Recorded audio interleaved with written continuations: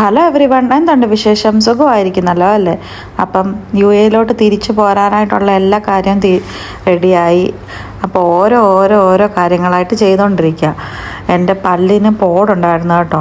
അപ്പം ചേട്ടായിയെ കൊണ്ടുവന്ന് കാണിച്ച് പല്ലിൻ്റെ പോടൊക്കെ അടച്ചു. അതിനുശേഷം ചുമ്മാ മിതുക്കുട്ടിയുടെ പല്ലും കൂടെ കാണിക്കണമെന്ന് പറഞ്ഞാൽ അതുകൂടെ കാണിച്ചു.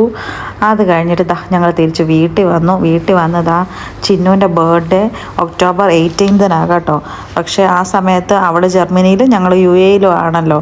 അപ്പം പിന്നെ അവൾക്കൊരു സർപ്രൈസ് കൊടുക്കാമെന്ന് കരുതി ഞങ്ങൾ കേക്കൊക്കെ വാങ്ങിച്ചുകൊണ്ട് പോയി കേട്ടോ. ശരിക്കും അവൾ സർപ്രൈസ്ഡായി. ഇത് ഞാൻ UAE വെച്ച് തന്നെയിട്ട് പ്ലാൻ ചെയ്തിട്ടുണ്ടായിരുന്നു.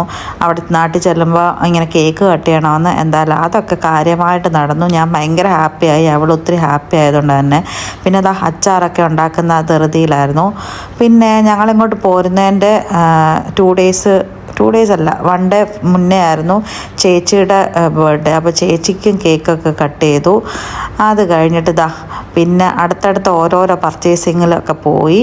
അതൊക്കെ കഴിഞ്ഞ് ഞങ്ങൾ പോകുന്ന അന്ന് രാവിലെ എല്ലാ അമ്പലത്തിലും പോകുമായിരുന്നു കേട്ടോ. ഞങ്ങളുടെ അടുത്തുള്ള എല്ലാ അമ്പലത്തിലും, മടത്തിക്കാവിൽ, ഉമാമഹേശ്വരത്ത്, പിന്നെ മാടപ്പള്ളി, അങ്ങനെ എല്ലാ അമ്പലത്തിലും പോയി തൊഴുതു കേട്ടോ. ഒരു മിക്സഡ് ഫീലിംഗ് കേട്ടോ. ഇങ്ങോട്ട് വരണമെന്നുണ്ട്.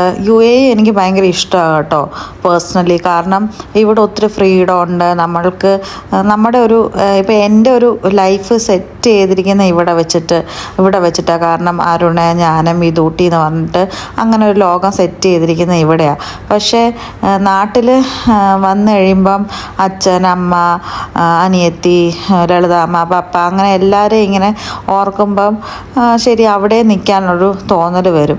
അങ്ങനെ എന്തായാലും എല്ലാം കഴിഞ്ഞ് ഞങ്ങൾ തിരിച്ച് UAE പോകാൻ ഫ്ലൈറ്റ് കയറുക കേട്ടോ. ലാസ്റ്റാണ് ഞങ്ങൾ ചെന്ന് കയറിയത്.